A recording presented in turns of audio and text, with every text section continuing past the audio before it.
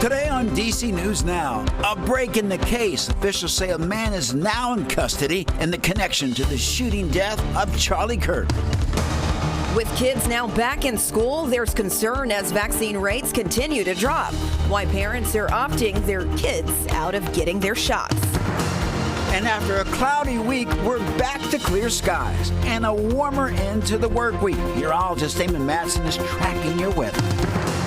Then reactions after Republicans approved a measure to get rid of DC speed and traffic cameras.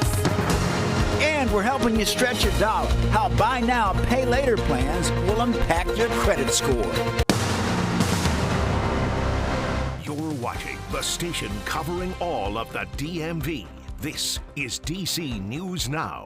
Well, good afternoon, and thank you for joining us for the News at Noon. I'm Mark Hall. And I'm Shanika Grimshaw. We're following the latest out of Utah this Friday afternoon. Law enforcement say they've arrested a suspect connected to the assassination of conservative activist Charlie Kirk.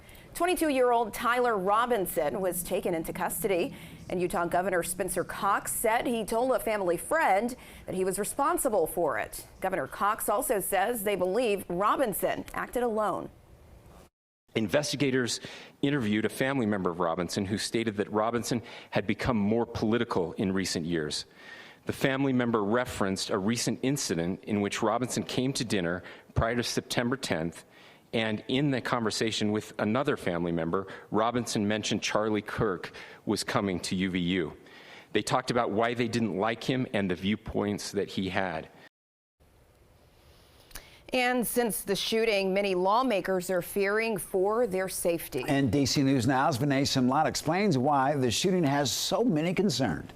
President Donald Trump announced on Fox and Friends this morning that he believes with a high degree of certainty that investigators have the shooter in custody, the person responsible for shooting and killing Charlie Kirk. Again, the president announcing that person is in custody. The president said the FBI would offer more details later today. The FBI says security camera video shows the person who shot and killed Charlie Kirk jumping off of a roof and running away shortly after the shooting in Utah on Wednesday. Federal investigators also released photos, they say, of a person of interest. President Donald Trump says he considered Kirk a friend. He was an advocate of nonviolence. That's the way I'd like to see people respond. But violence and threats of violence against public figures continue. U.S. Capitol Police responded to a bomb threat at the Democratic National Committee headquarters on Thursday. The Capitol Police chief says the threat on 9/11 and following Charlie Kirk's assassination had police concerned. The DNC says the threat was found to not be credible. We will continue to be in a heightened security posture going forward. Congresswoman Alexandria Ocasio-Cortez from New York and Nancy Mace from South Carolina both announced they're canceling events this weekend concerned about safety. If you are vocal, your life is at risk. Speaker Mike Johnson says more lawmakers have talked to him about security since the shooting on Wednesday. It's a big concern of all of them and their spouses back home and their families. As members of Congress canceled events over the weekend, Speaker Mike Johnson says he has heard from many of them concerned about their own security as they head back home for the weekend. Speaker Johnson, though, says he does not have enough money to give every member of Congress a security detail. In Washington, I'm Vinay Simlat. Back to you. And turning now to the district, the murder of Charlie Kirk at Utah Valley University has shocked college campuses across the country. Students in the district say while some may not agree with Kirk's views, many agree the way he died is unacceptable and highlights the importance of free speech.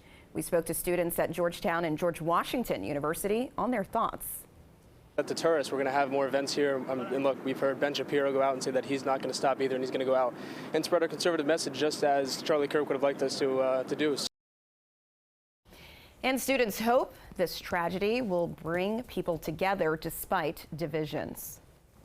And for the latest, you can head to our website, dcnewsnow.com.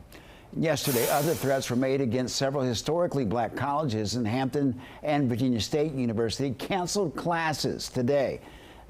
Officials at Howard University and Bowie State told us that they're monitoring the situation and remain vigilant, but we're not aware of any direct threats to their campuses. Both schools say that no threats have been made at either location. Today's HBCUs nationwide have lifted their lockdowns.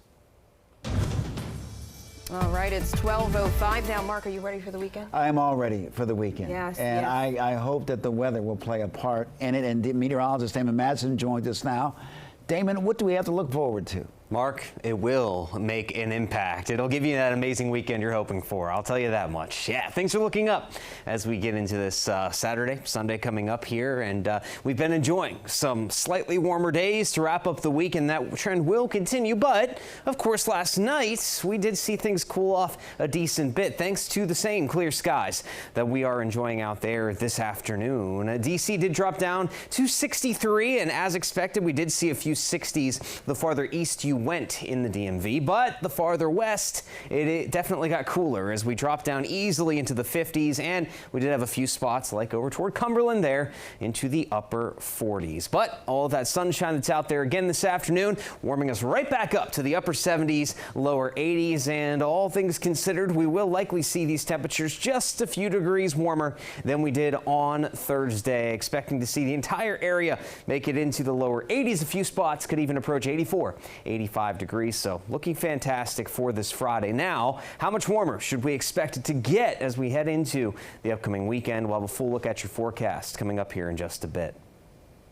All right, Damon, thank you. In Maryland, the U.S. Naval Academy in Annapolis was on lockdown for hours Thursday after reports of a threat. Now, they confirmed, Shanika, that there was no active shooter on the campus and the lockdown has been lifted. Officials say around 5 yesterday, early evening, security responded to reports of suspicious activity on the grounds.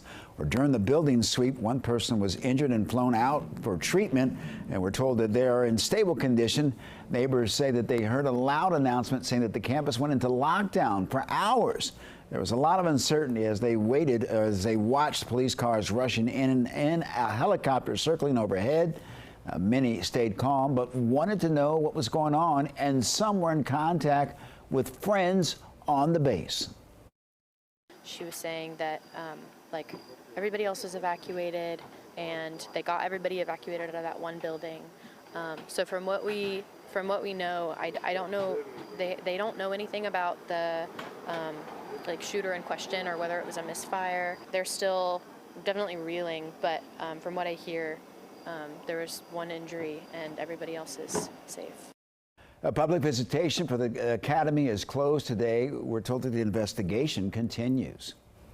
And happening today, DC Central Kitchen is unveiling a new store transformation on Stanton Supermarket's Ward 8.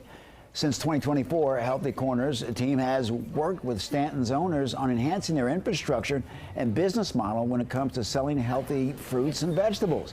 Organization says that they have identified, purchased, and installed the equipment required to establish a full and welcoming produce department in the DC small business. Oh, check this out. It's a special day at the Smithsonian National Zoo. It's Panda Qingbao's 4th birthday, and check him out. Our producer, Raven, in the back there, she's just sitting there watching this panda here, Qingbao, just in the tree, and she's been watching him pretty short for the last hour. So let's take a live look, and this is the giant panda here. And the zoo is celebrating with a special birthday cake topped with panda-friendly treats. Last year, the pandas arrived as part of a collaborative effort to boost their numbers and raise awareness about the incredible animals. Now, if you can't attend in person, you can keep up with these cute pandas online as they party and play.